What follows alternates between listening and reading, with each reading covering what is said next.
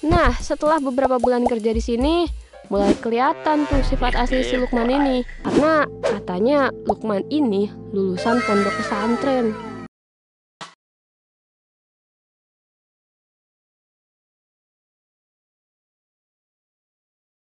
Hai, hari ini gue mau cerita tentang pengalaman gue di tempat kerja yang sangat di luar nalar. Dan ngeselin abis deh pokoknya. Kenalin, gue Ten, tapi bukan temennya Rockly ya. Hahaha.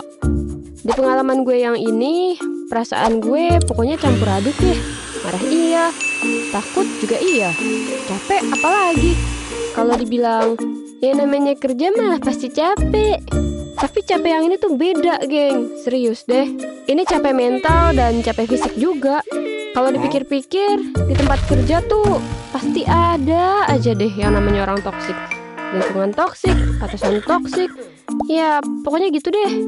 Nah, gue mau cerita tentang tempat kerja gue ini yang kelihatan kayak tempatnya orang-orang paham agama. Tapi di dalamnya banyak orang yang sangat toksik di mata gue. Jadi mulanya gue kerja di salah satu MTS di suatu desa. Nah, dari sini aja lo pasti udah kebayang kan, MTS itu identik dengan sekolah agama. Karena mayoritas pelajaran yang diajarnya itu tentang keagamaan. Bahkan sampai beberapa kegiatannya juga. Gue kerja di sana juga sebenarnya belum lama sih. Soalnya gue juga sebenarnya masih kuliah di semester 7. Cuma karena sekolah itu sedang sangat butuh pengajar, akhirnya gue ditawarin lah sama sepupu gue. Ya gue sanggupin dong, hitung-hitung cari pengalaman aja. Siapa tahu betah dan keterusan. Kan lumayan bisa jadi guru. Selain nambah pahala buat gue, karena jadi mengajarkan ilmu yang bermanfaat, tapi juga bisa jadi berguna bagi bangsa. Elah, idealis amat lu. Padahal gaji guru masih banyak yang tut tut tut. Oke, balik ke cerita. Di awal gue datang ke sana, gue ketemu sama capseknya. Ngobrol-ngobrol lah kita perihal kuliah gue yang emang kebetulan masih selaras nih sama sekolah ini. Bisa lah beberapa ilmu yang gue pelajarin di bangku kuliah gue terapin ke proses belajar mengajar. Selesai ngobrol sama kepala sekolah, gue pindah lagi tuh ke rumah pemilik yayasannya. Untung rumahnya deket, cuman di seberang jalan aja. Setelah ngobrol juga sama yang punya yayasannya, ternyata dia suka juga nih dengan personality gue. Terimalah tuh gue buat kerja di sana. Lagian mereka juga bener-bener lagi butuh tenaga pengajar kan. Udah nggak ada waktu lagi lah buat mereka nyari yang lain. Kesan yang gue dapet sih dari orang-orang di yayasan itu bener-bener bagus. Kayak orang-orang yang kalau ngomong tuh bahasanya sopan-sopan, kedengerannya pinter dan soleh banget deh. Nah, salah satu orang di yayasannya itu namanya Lukman. Waktu kerja di sana, awalnya semua lancar-lancar aja. Gue enjoy banget dengan kelas yang gue ajar, dan anak-anaknya juga seru-seru banget lagi. Ya, walaupun beberapa ada yang ngeselin sih. Nah, setelah beberapa bulan kerja di sini, mulai kelihatan tuh sifat asli si Lukman ini. Bahasa yang dia pakai tuh bener-bener nggak mencerminkan kalau dia tuh orang yang paham agama. Bahasa kotor sering banget tuh keluar dari mulutnya. Padahal orang-orang udah ngecap dia sebagai orang yang ngerti agama. Karena katanya Lukman ini lulusan pondok pesantren. Tapi BTW, sebenarnya gue udah lumayan sering sih ketemu orang yang modelannya kayak gini. Orang suka ngasih julukan ke mereka sebagai orang yang paham agama, tapi perilakunya malah menyimpang. Bahkan Lukman sendiri yang bilang, jangan berlebihan sama agama, biasa-biasa aja. Pernah suatu hari, guru-guru nggak dibolehin pulang, disuruh ke rumahnya dia, si Pak Lukman ini. Kita semua ngira ada pertemuan penting dong. Ternyata cuma ngobrol doang. Pernah juga gue diajak sepupu gue ke rumahnya. Dan lu tahu apa yang dilakuin sama si Lukman ini? Sepupu gue tiba-tiba disuruh bersihin rumahnya dong. Anjir lah kata gue teh. Gue tanya lah ke sepupu gue ini, kenapa mau aja sih lo disuruh begini? Sedangkan lo aja masih suka malas bersihin rumah sendiri. Dan lo tahu apa jawaban sepupu gue?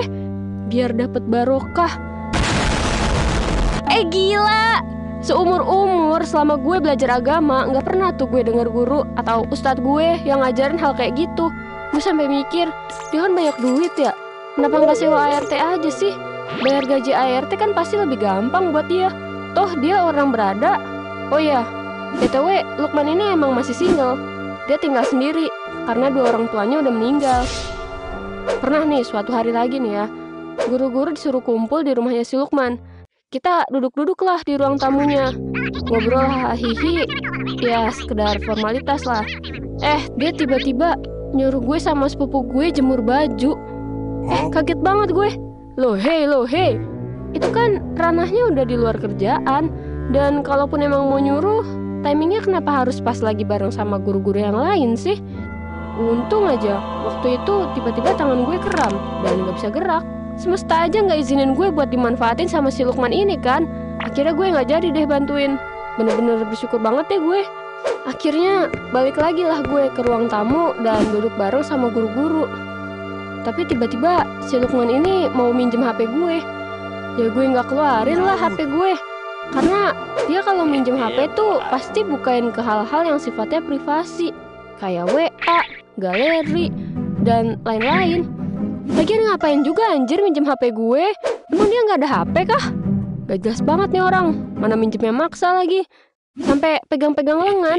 Bahkan tangannya sampai nyentuh paha gue gitu. Risih banget lah gue. Apalagi gue juga udah lama banget jaga jarak sama lawan jenis yang bukan mahram.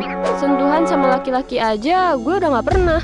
Dan harusnya si Lukman ini paham dong hukumnya gimana bersentuhan dengan yang bukan mahramnya. Itu kan gak boleh. Padahal dia paham agama, tapi kelakuannya sama sekali gak kayak orang yang paham agama tuh. Ngerti gak sih? Akhirnya karena gue gak nyaman, gue nangis tuh di sana. Gue ngerasa risih banget dan takut juga waktu tangannya nyentuh paha gue. Pas gue nangis, si Lukman ini cuma beralasan, saya cuma bercanda loh. Bahkan sampai ada guru yang nyeletuk, ngapain sih nangis mbak? Mas Lukman itu bercanda kok. Emang biasa kayak gitu dia mah. Enak aja lu. Yang kayak gitu jadi kebiasaan aja udah aneh. Ini lagi gue udah nangis gini malah cuma dibilang bercanda. Bukannya dihibur atau dibela malah makin dipojokin. Padahal gue udah bertahun-tahun ngejaga diri dari modelan laki-laki kayak gitu. Dia malah seenaknya bilang bercanda. Astagfirullah. Tidak boleh kak, ini lingkungan beragama. Don't pakai kak. Don't talk. You don't talk anymore. Pernah juga, waktu itu gue disuruh ke kantor guru MI. Gue kira ada urusan penting dong, karena sampai diminta untuk datang ke sana kan. Padahal gue lagi ngajar, dan mau gak mau gue tinggalin dong murid gue. Ternyata gue malah disuruh bikin 3 makalah. Padahal itu kerjaan si Lukman anjir. Sebel banget gue. Tapi juga gak bisa nolak, karena gue di posisi yang gak bisa nolak. Ya udahlah, akhirnya tetap gue kerjain tuh makalah. Tapi ya suka-suka gue aja ngerjainnya. Gue cuman copy paste dari Google. Udah amat mau bener apa enggak. Yang penting udah gue kerjain tuh makalah. Sampai akhirnya beberapa hari kemudian dia nemuin gue. Dan dia bilang, kok makalah saya cuman 1 ya yang bener? Sengaja ya kamu ngerjain yang asal?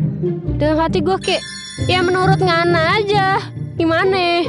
Mana songong banget lagi nada bicaranya. Ya gue balas aja. Lah, prodi saya sama mas aja gak sama. Ya jelas aja saya gak paham sama materinya. Wajar dong kalau salah. Di hari yang sama pun dia nge-body shamingin gue. Dia bilang, kok kamu hitam sih? Kok badan kamu kecil banget ya? Ya lu tanya aja sama yang nyiptain gue sana. Bacot sekali orang ini. Astagfirullah, maaf guys.